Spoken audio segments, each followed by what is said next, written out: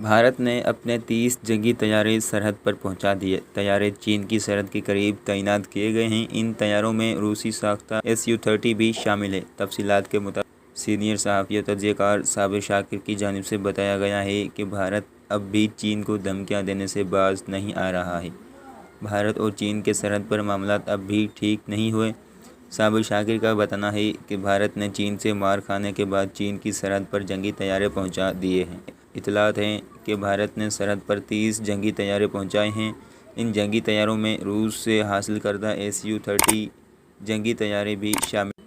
دوسری جانب بھارتی میڈیا کی جانب سے بتایا گیا ہے کہ بھارت چین سرحدی علاقے ڈیپسنگ کے علاقے میں بڑی تعداد میں چینی فوجیوں کے جمع ہونے کی اطلاعات ہے۔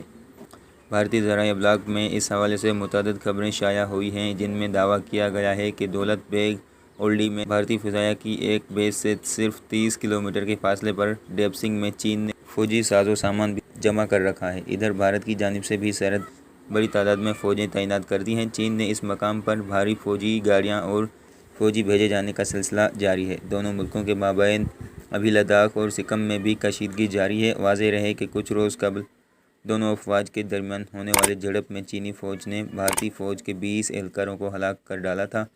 چین کا موقف ہے کہ بھارتی فوج نے سرحدی حدود کی خلاف ورزی کی اور جارحیت کا مظاہرہ کیا، اس لیے چین کی جانب سے اس جارحیت کا بھرپور جواب دیا گیا۔